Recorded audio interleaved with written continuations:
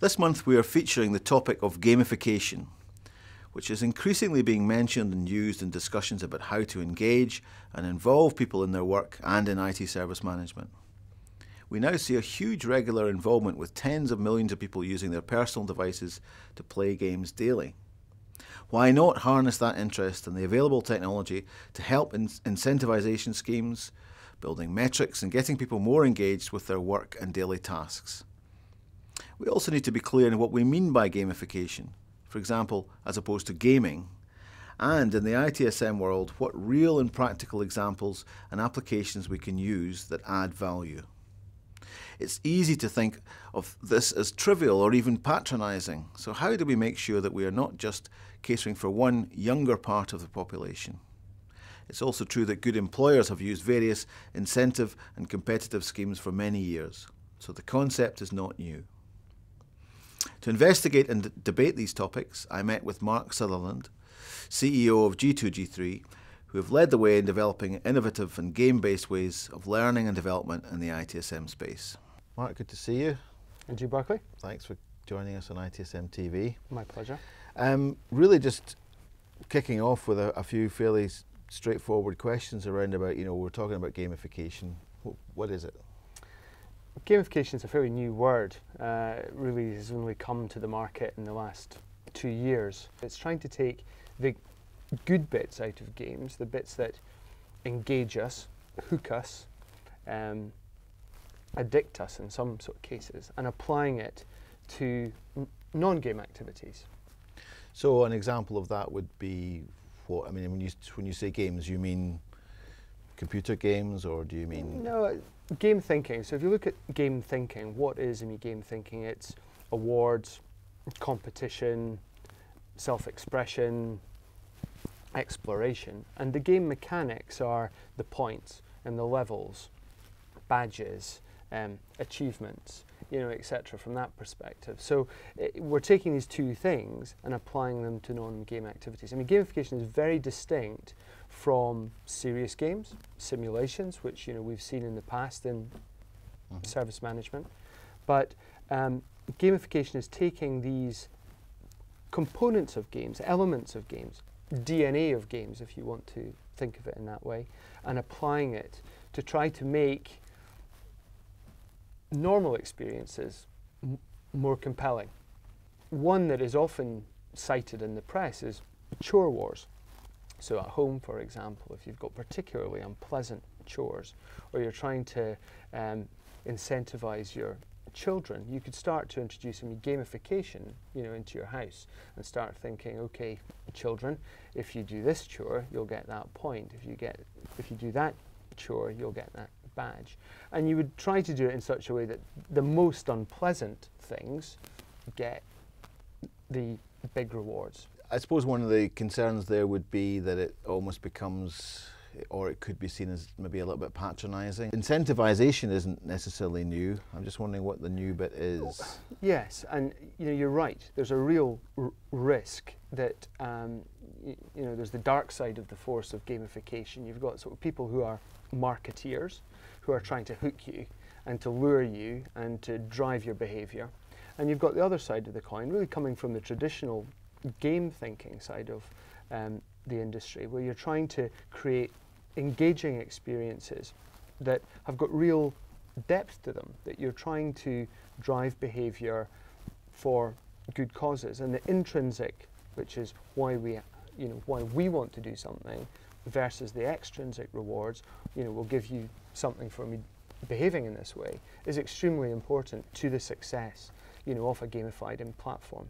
Nike Plus is a really good example of one that really works. It's got, presence on the web. I can run. I like to run. I've got a watch that is linked into the website, links into my iPhone, my iPod, all those kind of things, and it drives my behavior to want to run, and I can compete with everyone around the world in some cases, and it reminds me, oh, you haven't been for a run, or you haven't done this, and it drives my behavior in that way. Okay, so let's talk about applying this to IT service management, because I mean that's we're just kind of coming to terms with how we use social media in IT service management, and I think that's still at the early stages as well. But what would be, you know, are there practical, real examples of this being used now in service management that you know of? Yes, we're beginning to see that coming through, predominantly in the service desk at this stage. I think because it's at the top of the hype cycle, there are some real examples right now, I think predominantly in the United States, where people have applied gamification to the service desk, for example.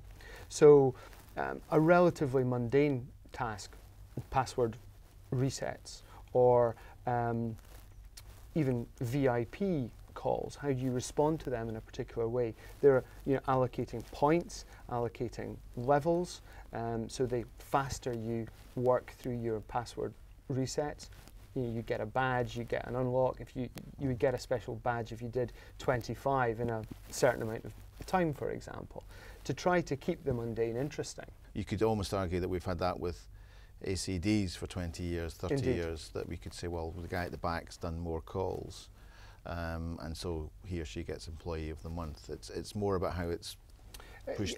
And is that through social media? Yes, indeed. And I think there's a trend, or there appears to be a sort of trend of integrating social media into the service desk and into service management. I think that's a trend that is going to continue. And likewise, we're going to see gamified elements to that. So like that, you would have a two-way conversation.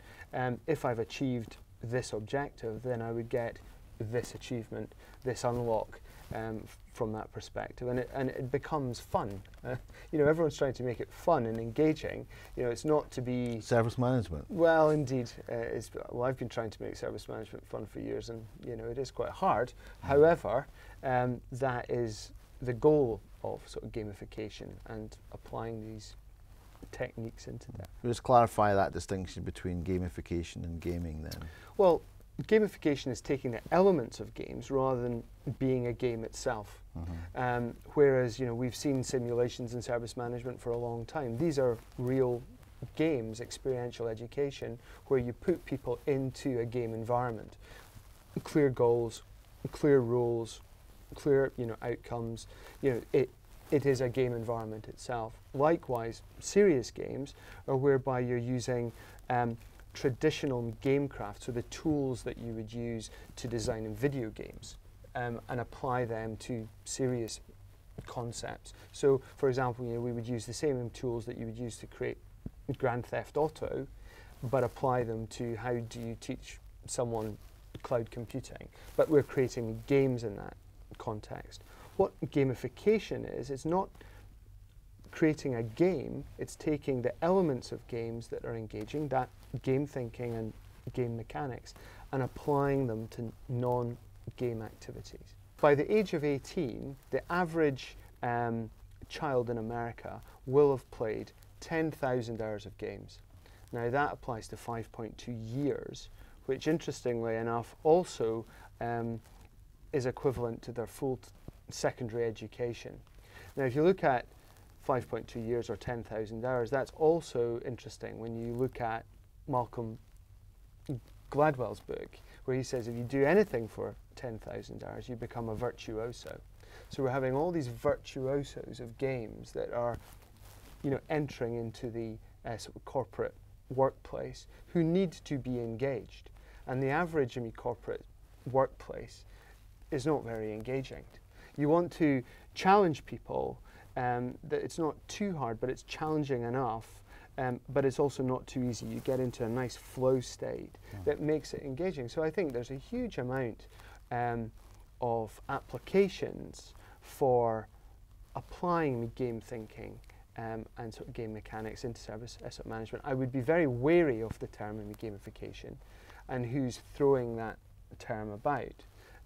But yeah, I think there's a lot of potential there to engage the workforce. Is it really something for the future rather than the current workforce beyond 40, 45? I think, like I said earlier, it is a tool in the toolbox. It is one thing that you should think about. Is it going to change the world of service management overnight? No. I think it's being used predominantly at the moment in marketing industries, selling industries.